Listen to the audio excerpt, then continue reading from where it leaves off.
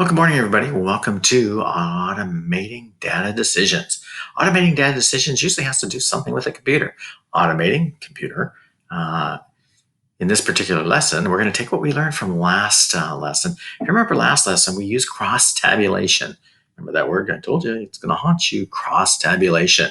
We're going to take our cross-tabulations a little bit differently this time. And, well, the tabulation's different. It's based on a vacation rather than what we were talking about last lesson.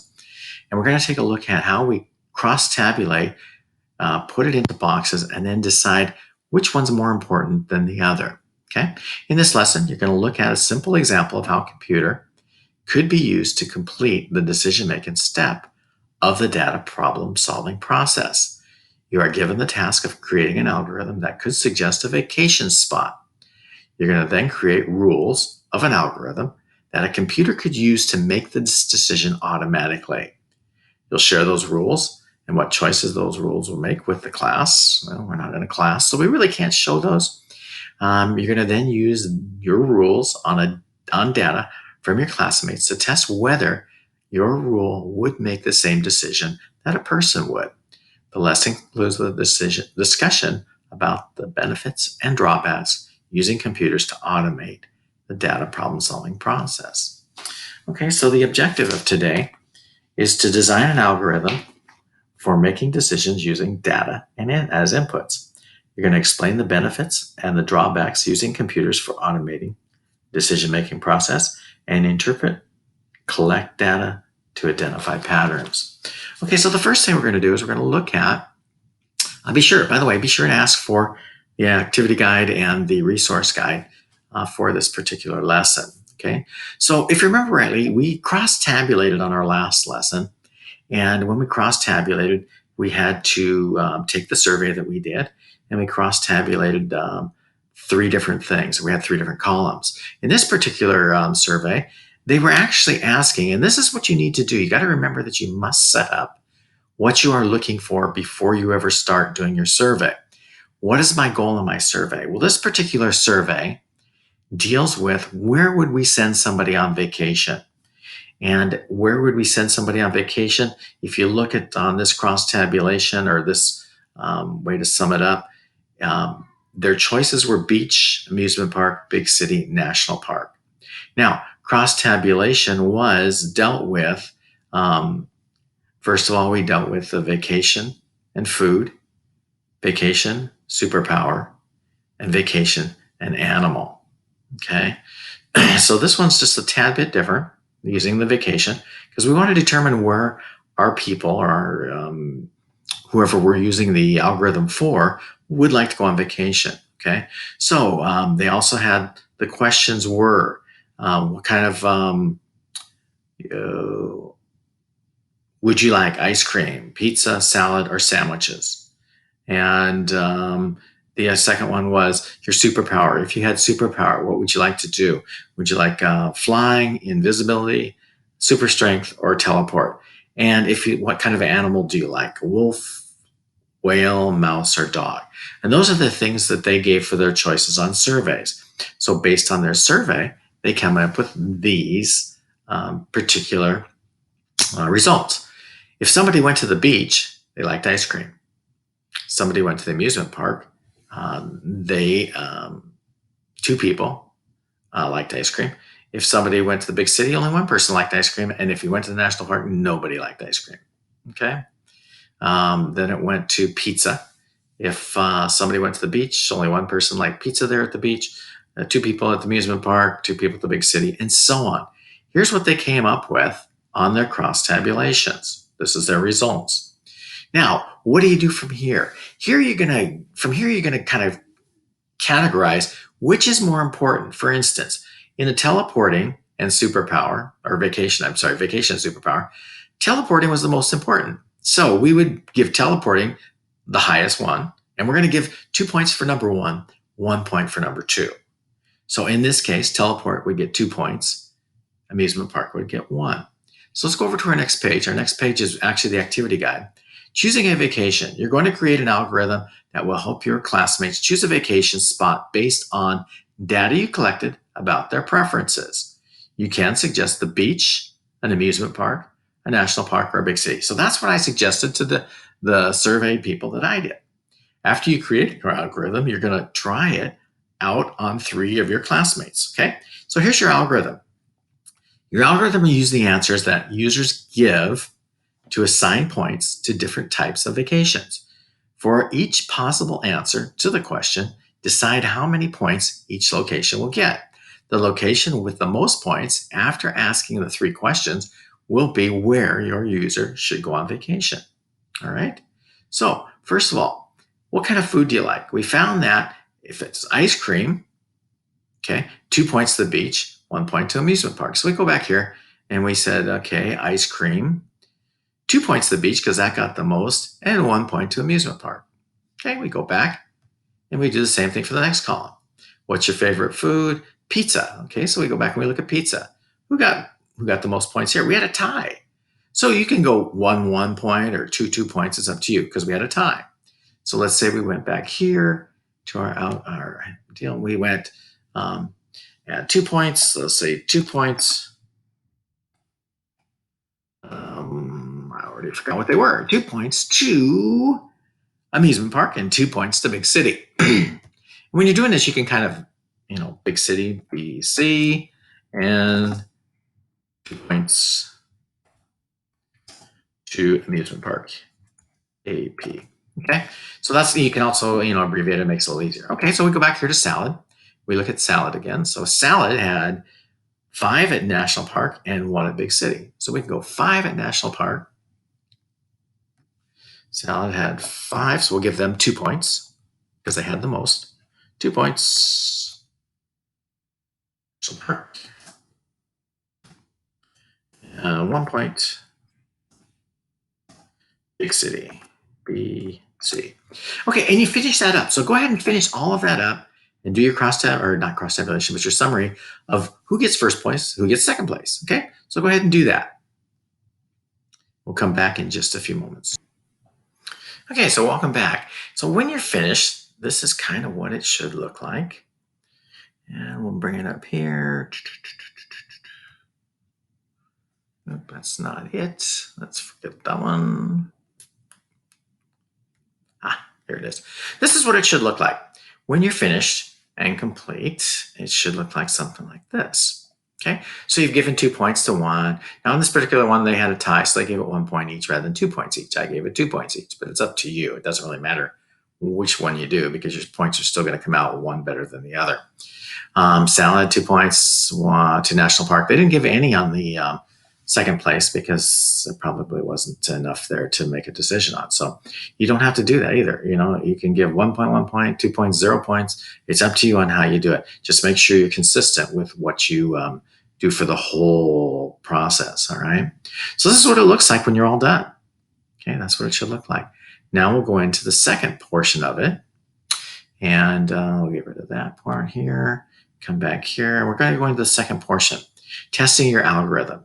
Okay, so now you're going to try it, your algorithm, by asking some of your classmates to answer the questions and adding up the points to find out suggested vacation for them. Okay, so here we go. Let's go with classmate number 1. Classmate number 1. Based on what we saw, answer to number 1. The question was, what kind of food do you like? Ice cream, pizza, salad, or sandwiches? Let's say I said ice cream. So we go ice cream. Okay. On the next one, let's say question 1 on the second one. What's your superpower? I like flying. Oops, I lost my ice cream. Ice cream back in there. And then the next one we went superpower. I like flying. And then the third question was, what's my favorite animal? I like a wolf. So we'll go wolf. Okay, so those are my questions based on the survey. You've gone around, you've asked somebody else the same answers that you had before, or same questions you had before, I'm sorry. and come up with these answers for your algorithm. Okay, so now let's go back and look at everything that we did. We tabulated what we had. So my first answer was ice cream. So we go back up here to our survey. Ice cream, 2 points to beach, 1 point to amusement park. So we get 2 points to beach, so 2 points there, and 1 point to amusement park. Okay. Oops, that's national park. Sorry, my bad. 1 point. Okay. So then my next question, or my next answer, was flying. I liked my superpower was flying, and this particular one, I don't have flying in here. Let's go back down here. We'll look down here, and flying. Let's see. Flying got 1 point beach, 1 point national park. 1 point beach, 1 point national park. So we go back up here to 1 point beach plus 1 and 1 point national park. Okay. So then my next one was wolf. My favorite animal was a wolf. So we go back over here to wolf got 1 point beach, 1 point national park. So we go back here, we put our tabulation in, 1 point beach and 1 point national park. If we added them up, we would find that I had 4 points. Let's see, equals 4. And I had 1 there and I had 2 there. So my recommendation based on this, my classmate number 1, which would be me, what is the recommended spot? The beach. And that's how we work it. That's it. That's simply how it's done. We take what we did in our last portion, and after we've completed it, we take the points, we add up the points, and that kind of gives us an idea based on the algorithm that we put together where a person should go on vacation. Go ahead and do it with someone in your household or another classmate if you're at school, and do that on your own. And we'll come back in just a minute. Okay, so do remember that when you do this, you have to have those information, the information sheets, completely filled out. If you don't, you're going to be kind of lost. Like, it was hard for me to go back and forth and look at the tabulation without having it on the same page. So you make sure that you have that information in front of you. Okay, so if you did that, go ahead, and I hope you had fun with that algorithm. Reflection. Do you agree with the suggestions the algorithm made? Why or why not? Did you agree with what was said to the person that you did the survey on? Did they agree with it? Did they like that? How could you improve your algorithm? Let's go to the first one. Do you agree with it? Usually I'd agree because I'd want to go to the beach anyway. Why or why not? The people seem to enjoy it. Most of the people seem to like what they were suggested for their vacation location. Now, that's the other thing. You got to remember that when you initially start this, you can't just come up and say, hey, I'm going to decide where you want to go for vacation. It has to have a final point. In other words, this final point for this particular survey was, do you want to go to the beach? Do you want to go to the national park? Do you want to go to an amusement park? Or do you want to go to the big city? So there was 4 final decisions, and you have to have that set up in the very beginning. And that's something you're going to have to do in your packet when you do your final project. Make sure that you set that up in the beginning so that you know where you have a direction. If you don't have a direction, you're gonna lose it. Okay, how could you improve the algorithm so that it could make better recommendations? How could you improve an algorithm? Maybe change some of your answers or questions so that they deal more with the final outlook that you're looking for. In other words, more vacation spots. If I was to ask, let's say, let's see, do you like something that was just really stupid to go along with this for your vacation? Do you like lamps? Okay. Do I like lamps? What does that have to do with a vacation spot? It really doesn't. So you kind of want to gear your questions to vacation spots. I mean, they picked animals, they picked food, and then they picked animals, food, and superpowers. Now, superpowers you'd think was kind of stupid. I mean, it is kind of a far-fetched question, but if you're flying, you can fly over beaches, you can fly over national parks. I mean, teleport, you can it's just kind of something that you can do on your own. It's strictly up to you on what you want to do and how you want to ask the questions. Okay. And what is a disadvantage of a computer making a decision automatically? Um, if a computer is going to make a decision based on what you have, um, is there a disadvantage to it? I don't know. Um, it kind of comes along with, oh, let's see what they have here for a disadvantage.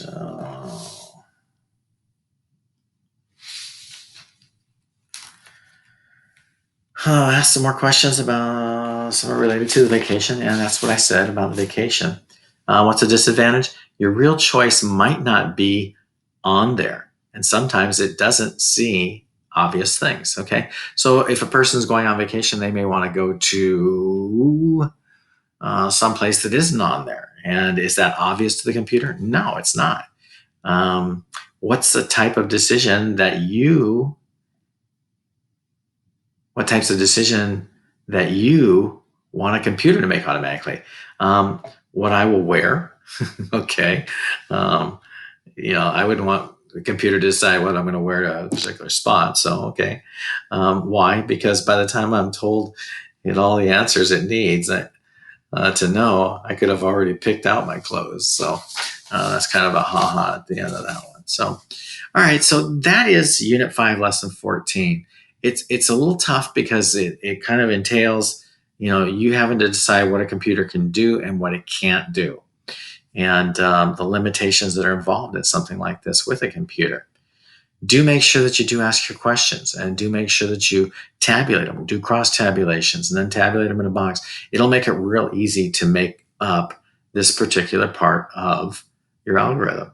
2 points for the best, 1 point for the second part. Okay. So that's pretty well it for this lesson. You're now getting ready to do your final project, and that'll be the next thing we're going to. So thank you. Have a great day, and we'll see you soon.